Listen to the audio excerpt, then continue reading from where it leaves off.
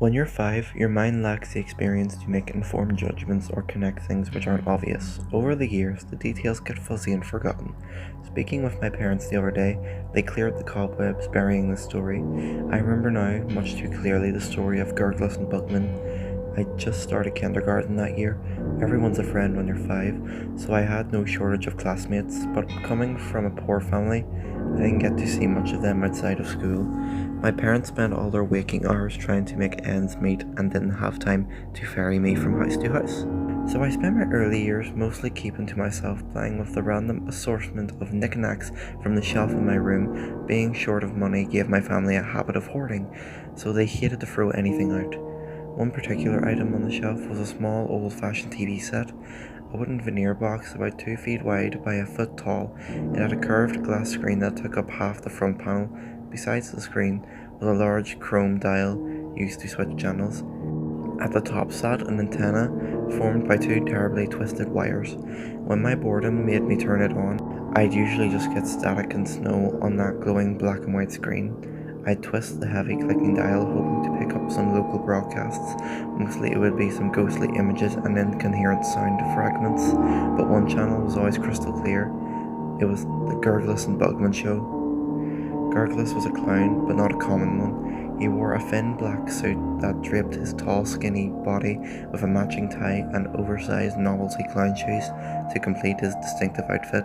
His pupils were completely black, like polished ebony marbles, with no trace of white around them. Black face paint around those eyes and across his cheeks and mouth made him look like a maniac, grinning skeleton. It was the only crazy crop of curly hair sprouting off the sides of his head that gave him a more human look. As much as Gurgles freaked me out, Bugman scared me more. He was short and round like a hunchback dwarf with a dark cape. He had prosthetics covering his eyes to make him look like a fly, and a mouth that was rotated 90 degrees and open from side to side. The show itself was a candid camera with pranks played on unsuspecting people. It would always start with Gurgles and Bugman hidden away at someone's house. Gurgles would face the camera staring at you, his bony finger touching his lips. When the unsuspecting star of the show came into view, the laugh track would begin to play. You would see them go about their nightly routines, oblivious to the conspiracy that Gurgles and Bugman had involved us in. We'd seen them making dinner or in the lounge watching TV with their family or quietly doing their homework, then watch as Gurgles and Bugman stole their pen or moved their glass or made things disappear behind their backs. The camera angles would change as Gurgles and Bugman shifted their hiding place from the dark corners of a room to the cupboards to the ceiling or under the furniture, all the while looking back at you and winking. The closer they got, the louder and more laughter from the soundtrack. Eventually, when everybody went to sleep, a victim would be chosen for their prank. Waiting in the closet or under the bed, once the victim fell asleep, Bugman would crawl out and gently climb in beside him. His jaw would open sideways, and out would come a sharp straw that he'd stick into the person's neck. This always paralyzed the victim because sometimes you could see them struggle if they woke up and saw Gurgles and Bugman on top of them. The laugh track would then be extra loud and uproarious those few times the victims awoke. Gurgles would make faces at the camera while the audience laughed, and Bugman would use his straw to drink from the person's neck.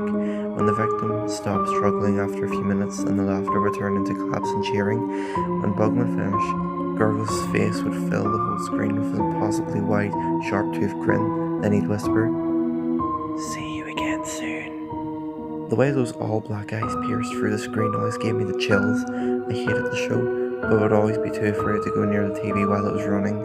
One day the TV mysteriously disappeared from my room. My parents told my 5-year-old self that they'd sold it to pay some bills.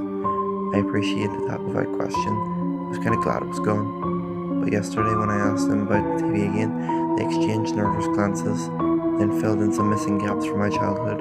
Halfway through that year, Derek, a classmate I didn't know very well, had died in horrific circumstances. He was murdered in his bed with a stab wound to his neck. No evidence of the break-in was ever found, so his distraught parents were taken into custody as primary suspects. They denied all allegations against them. At the time, Mrs. Nolan, my teacher, told our class I'd apparently explained to her that Derek couldn't be dead because I saw him and his family on the Gurgles and Bugman show the day before. When Mrs. Nolan mentioned to my parents what I'd said, They had immediately taken the TV from my room, driven it to a junkyard, and had it burnt to nothing but ashes and molten metal. That TV was in my room because it had always been broken. It was never plugged in the whole time it sat on my shelf.